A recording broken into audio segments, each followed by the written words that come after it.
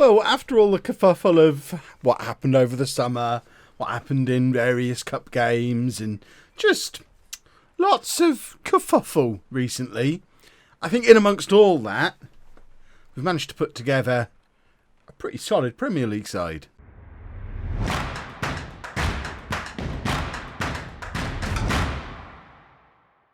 Hello and welcome to part 134 of It's Coming Home. I'm Kevin. Coming up on today's episode, we have two Premier League games. We're away against Wolves and then at home against Preston. Since you were last with me, this is what we've been up to. We've beaten everyone we're supposed to beat, drawn against everyone we're supposed to draw against, and lost again. In fact, that intro's not even fair, because we've beaten Arsenal and we shouldn't have beaten them. We've beaten West Ham, we shouldn't have beaten them. We've narrowly lost to Tottenham and we should have been thumped by them. We've actually been doing pretty well. We're still in the League Cup. It did take penalties to get past Gillingham. We're going to pretend that didn't happen. But the Premier League is looking pretty decent. We're ninth place after 7 games. After a bit of a dodgy start as well, I'm quite happy to have recovered so quickly. And I am of a mind that this might be the year that we push for a Europa League spot through the league. It's quite handy that we don't have the Europa League to faff around and worry about playing in this season. That's all worked out really rather nicely. And what's also worked out rather nicely is Mauro Preston, who I know a lot of you think I was insane for giving this man a 3-year contract age 34, but he's come in and he's in the form of his life. 4 goals from 6 Premier League starts, 8 goals from 10 in all competitions. He's got a new lease of life, having not played a lot of football, certainly last season. He seems to have reinvigorated himself, so I consider him a year younger than he actually is, because he kind of missed a year for Manchester United, and he's on course to break 20 goals in a season, 20 league goals in a season for the first time in his career. And bear in mind, this is a man who's played for both Real Madrid and Manchester United. He's had a £92 million transfer in his past. For him to have the best season of his life playing for home would be lovely. All that being said, of course, just because he scores more goals this year, he's not in that kind of form. But I guess he was playing maybe out wide or as a slightly withdrawn role then. They're all things he can do. But he's playing as a striker for us and he's doing all right. But let's go beat Wolves. Let's not worry about Mauro Preston. Let's worry about beating Wolves. And this is, I say, let's not worry about Preston. He is going to be playing injured in this game. But let's not worry about him. This is the team to take on Wolves. We've got Saidi in goal. A back four of Sands, Van der Horst, Lee and Riviere. We've had various injuries to various defenders recently. Pagano, although he's showing us fully fit, Lee's been in the team. I think Riviere was injured. Yeah, Riviere's recovering from injury. So Lee had been playing at right back. Riviere's now fit again. I don't really want to drop Lee or Van der Horst or Sands. And we're now back in that situation. And because Lee is as good as he is, we've got... Lee could potentially play left back. But we've got a much better left back than Pagano, and we're kind of back in that situation again where we're playing Sands at left back. I mean, he was fine. He was our top assist maker last year. He can certainly do it, but it's look at all those teams that want him. I know the last thing I did before going to bed was offer him a new contract without a big club release clause, which he has signed. Excellent. So if one of those big clubs want him, they've got to give us £53 million for him. It wouldn't be a disaster if we sold him at this point. I know he's our best defender, but we have got Van der Horst, Lee and Noble who can all play centre-back. If someone wants to give us £53 million for Sands in January, I'm not going to be too upset about it. Watch me be really upset at the time. We then got Herrera at the base of the midfield, Curti and Bishop in front of him, and then Manu behind an injured Preston and Kano. The one area where we're kind of struggling a little bit this year is a partner for Preston. Kano, Adrio, neither of them are really showing the kind of form that they were showing last season. Not been helped by the fact they've started the season with a few little niggling injuries. But Kano, 0 goals from 3 starts so far. Adrio, 0 goals from also from 3 starts, but from 7 games. So neither of them with a league goal yet. In fact, if either of them scored at all this season, Adrio hasn't scored in any competition. Kano scored in the Europa League. I mean, we didn't play in the Europa League. How is that possible? So yeah, we're struggling a little bit for a partner for Preston, to the point where Ollie Steer has actually made it back into the team, but also not scoring any goals. So kind of glad we did sign Preston, because if we hadn't have done, we'd be worrying a little bit around about now about the lack of goals. We'd be drafting Mick Powell back into the team, who, by the way, almost left, but I think it's fallen through again. We've got some clauses we could sell. Remember Couturier? He's now playing in the Championship for Leeds, finally, after playing in the Championship for us 5 years ago. And he went there, got loaned out a lot, and is now finally back at the level he was at when he left us. Grass isn't always greener on the other side, is it, Alexandre Couturier? We won't worry about them just yet, because we've got money knocking about. Yeah, they're not giving us a huge amount of cash. But Mick Powell, we did accept an offer for him because he still wants to leave. He's still on the transfer list at his own request. It was an offer for, it wasn't them, it was someone else who were down at that kind of level. It was a conference team. Hold on, if we have a look at Woking, that should... Oh, they're in League One. Right, hold on. I'm trying to remember who it was who we accepted an offer from. They were near the top of the conference. So if we get down to conference level, it was... Boreham Wood we accepted an offer from.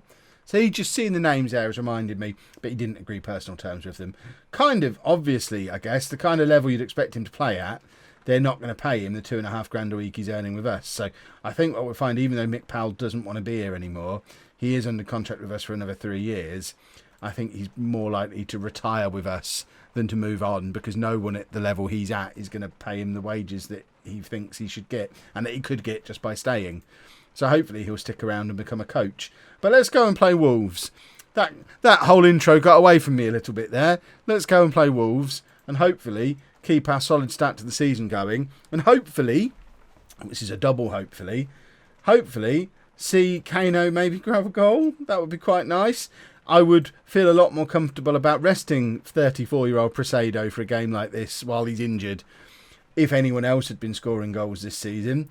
But all the attacking pressure is kind of falling on Preston and Manu at the moment. So in those circumstances, can't really take Preston out of the team unless he really, really, really can't play. And we're a long way from that situation at the moment. Right, let's... we'll do the good old underdogs team talk. It's given Manu confidence. Anything that gives Manu confidence is fine by me, because Manu is very quickly turning into my favourite player at the club, because he's awesome.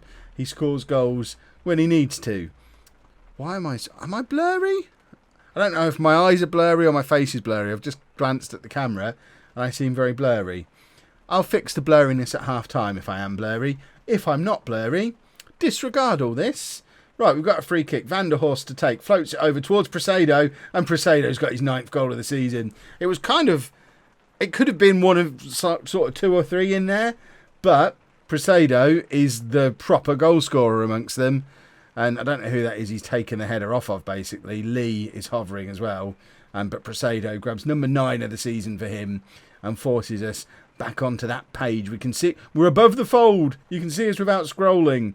Right, Curtie now plays it to Bishop. Bishop all the way across to Sands, who can't get his cross away. Now there's going to be a gaping hole behind Sands that Wolves are going to look to exploit. They're coming down the right-hand side now, and they have scored. And I mean, that was an example of both our fullbacks being too far forward, because Sands lost the ball on the left-hand side, and then Riviere isn't where you would expect it. Is that Riviere charging back? Yeah, Riviere never quite makes it back to cover his man, because once again, we've got both of our fullbacks pushing on, and it's cost us again. It's always going to cost us, because I'm never going to stop doing it, because I'm happy to concede goals like that if we score goals the way we score them. I'd hate to take that width out of our attack.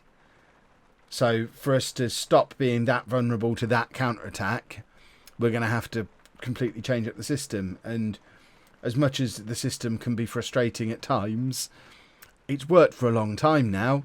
I don't really want to have to stick some width in further forward, because I guess the only way to do that is we'd have to sacrifice a striker, which there's an argument for doing that this season when we've only got one striker who's performing. But that's an argument for another day. We've got Grassy knocking around there, but we don't really have a left-wing option, so we can't really do anything immediately anyway. 2-1 down at half-time. I do feel a little bit hard done by. Let's give it an assertive we're underdogs. Don't know what difference it is. Can you hear that rain banging on my head, by the way? I'm not blurry anymore. I was blurry, but the blurriness has gone away. I apologise for the pouring rain. As most of you probably know, I do record these videos out in my garage. It means when it's throwing down with rain the way it is now, not only do I live in fear of water somehow getting through the dodgy roof on my garage and ruining all my fancy toys, and probably my computer as well, which would be quite a big deal, but also you certainly hear it. And it's 3-1 now, and Wolves are playing quite well now, aren't they? They're in and around mid-table with us at the moment. Remember, this is a Wolves team that in fairly recent... I think it's in this save. It could be a non-league to legend. I think it's in this one. In fairly recent history, this Wolves team have won the Champions League. It's not like it's a Wolves team you'd expect us to go and get something off of. We are still mid-table home. We are still going to lose the majority of our away games against the big clubs, and Wolves are definitely one of the big clubs in this version of the future. Curtie's not playing well at all, so Gonzalez can come on for him. Gonzalez can only really play as a playmaker, but Bishop has been playing as a Mazzala a little bit of late, so we'll switch him up to do that. Lee is not having a very good game at all. We're going to bring Pagano on for him and actually go with two proper fullbacks. The novelty that is. I'm tempted to do a triple. I'm tempted to get Adrio on as well for Kano. Although actually, look at the state of Preston. We need to make that change, and these two are going to have to go on together. A triple change with 20 minutes to go. Let's ask for some passion as well. But I don't think we're getting back into this one, boys and girls. But I'd like to think that Preston in the next match is one that we should be capable of winning. And we are still comfortably ahead of the Kev ratio at the moment. So as long as we stay above that, we know that's fairly solid for mid-table. And mid-table is all the board are expecting this year. Although, as I mentioned earlier in the video, I'd quite like to push on to something a little bit more. But maybe mid-table and a cup run is all we can really hope for. Adrio is in behind here. Can Adrio grab a goal? It's straight at the Wolves keeper. I would class it as a win if one of these two strikers scored today, because at least then we'd know that we can score goals with Presado off the pitch, and I wouldn't have to rely on him quite so much. Rivier's got the ball back here in fortuitous circumstances. It ends up with Gonzalez, who's got space, plays it all the way back to Herrero. For my playmaker, I'd expect something a little bit more creative from Gonzalez there. It ends up with Pagano, who forces the corner. And 20 minutes left. We are on the attack, boys and girls. Gonzalez with the corner, aims for that far post, hits it far too far, but it is going to end up with Cesar Sands, who's in a crossing position, and not for the first time today, can't get his cross over, which, considering how many assists he got last year from crossing positions, he does seem to have lost the ability to cross, having spent most of the last 6 months playing at centre-back. Perhaps we've broken him, perhaps he can't cross anymore. The whole defence looks shattered as well. We're about to go into an international break, but the whole team just looks super tired. I don't know what's caused that, but I'm not used to having so many players down to sort of 60% condition by the end of a football match. We could do with this international break. The only problem is... we've now got more international players. So there's going to be a few of them who aren't actually going to get the break that it looks like they kind of all need. Gonzalez again in midfield. Plays it back to Van der Horst, and I think that's probably that. Van der Horst, don't even know what he was trying to do there, but whatever it was, it didn't work. And we have lost against Wolves, but hopefully, I mean, we'll just... I ruined it, but my assistant manager saved it a bit. Apparently telling him, despite telling him we were underdogs before the match and at half-time, saying, don't worry, we were underdogs, that annoyed everybody. Perhaps I need to shout at them a little bit more in those situations. Right. Disappointing collapse, my eye. Right, we've got a 2-week break now. Hopefully, we can use it to get some of these players fit again. I might even, in the same sentence, I might even arrange a friendly just to try and get some goals into Kano and Adrio. If we do it on like the Friday, nearby team, Wooten. We'll play at home against Wooten. Just to hopefully win like 11-0 and get those two scoring some goals. That's the plan. Well, not quite 11-0 and not quite lots of goals each, but they did both start, they did both score. So, fingers crossed, we can expect some performances out of Adrio and Kano again going forward. If not, Botella came off the bench and got 2 goals, so maybe he's going to be the answer. He'll be the goal scorer we need. A little bit of shuffling around for the Preston game then. We've gone back with Sands and Lee as our centre-back partnership. Pagano comes back in at left-back, Van der Horst dropping down to the bench. I'm also giving Ronaldo Cha a game in midfield alongside Bishop. Is it Cha? Ka? Sa? No idea. And we're going with Kano up front alongside Preston. Adrio is there on the bench to come on if need be, as is Ollie Steer if things get super desperate. We need another striker. It's what I wanted in the summer, but then I spent all my money on a goalkeeper, so I couldn't get one. Although, to be fair, I think we've got a good goalkeeper now. I'm not hearing any complaints about goalkeepers anymore. Admittedly, I'm a couple of days ahead, so I haven't actually seen the comments for a video where he's played yet. But never mind. Go out there, relax, play your natural game. Yeah, do that. Relax and play your natural game, because we should be capable of beating Preston. We're a better side than them. Surely, certainly a more established Premier League team. They were in the Premier League a few years back when they had Noble in their squad. But he was a regular for them.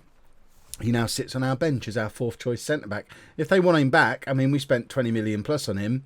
If they want him back, 25 million, you can have him back, Preston, and slot him back into that defence. Look, he could go in that defence instead of Spencer. Spencer doesn't look any good. That guy called Spencer is guaranteed to score a goal for them now.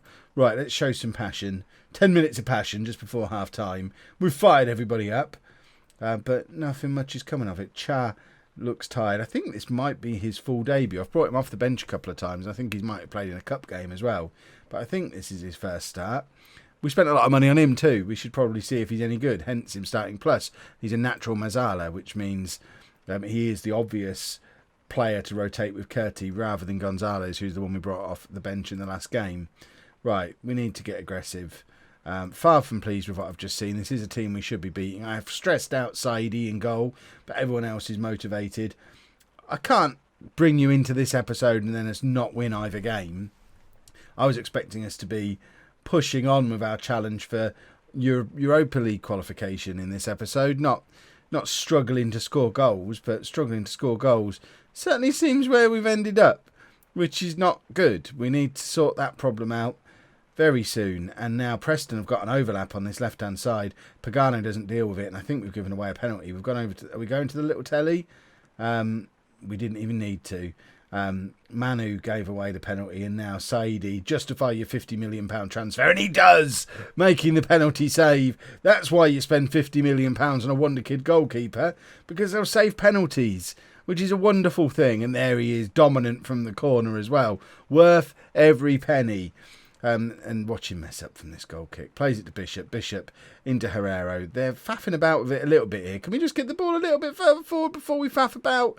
It's Riviere on the right hand side. Options ahead of him. Presado is one of them. It's back with Riviere again. Tries to beat his man. Cross comes in, and Kano gets his first league goal of the season. Kev is a genius for arranging the friendly to get some confidence back into him. Riviere did very, very well here, playing the 1-2 with Presado. Riviere still had a lot to do when he got the ball back, but beat his man, and it is an absolutely inch perfect cross. Kano didn't have to do a lot to tuck that past the keeper, but importantly, what he had to do, he did, and he now has his first league goal of the season, and hopefully we can get back to the Kano that we had last season, who gave me, Kano and Adrio arriving are the ones who gave me the confidence to let Matondo and Harris leave, despite the 250 odd goals they've scored for us between them over the last 10 years.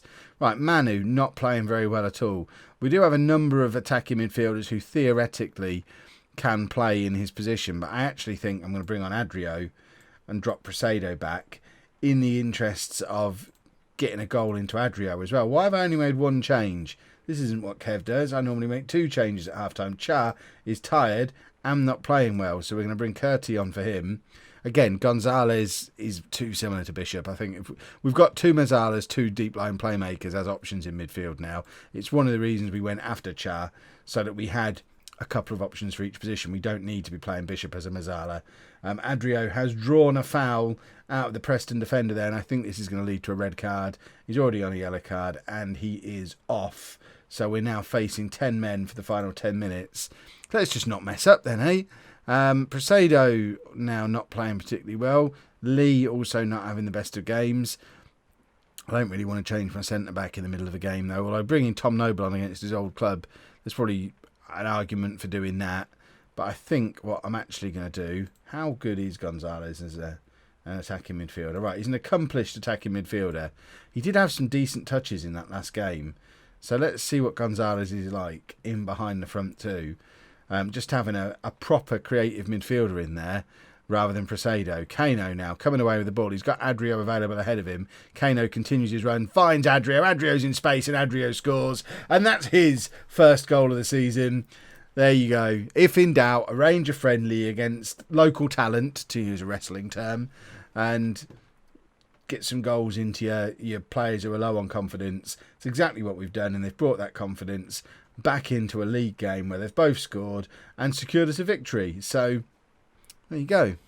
And it's not exploiting the game. It's exactly what you do in real life. We played one friendly against a local team because we had 2 misfiring strikers and we wanted them to score some goals. I've seen Posh do that loads of times in real life. We've been the masters of misfiring strikers over the years. Gonzalez from the edge of the area. Not so much in recent years, but we have some good strikers at Posh.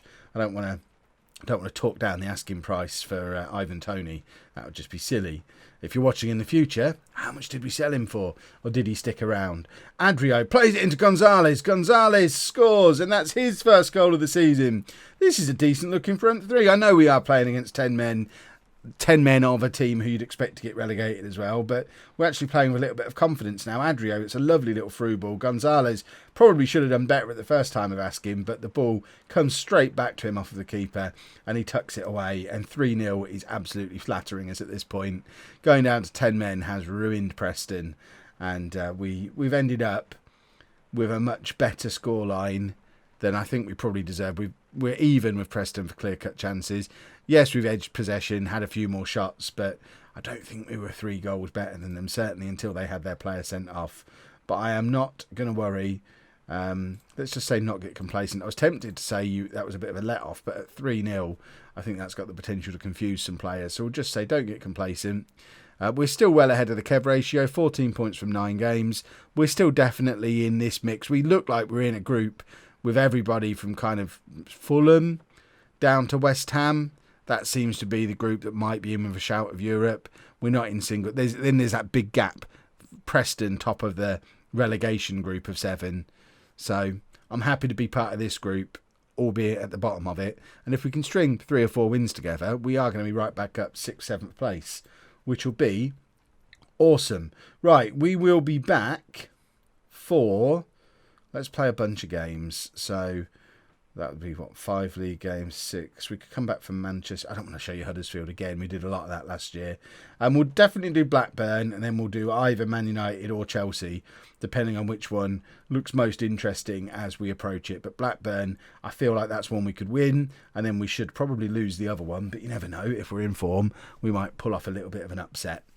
If you've enjoyed that, please make sure you leave a nice big thumbs up on there for me. Subscribe to the channel for daily Football Manager videos. And thank you very much for watching.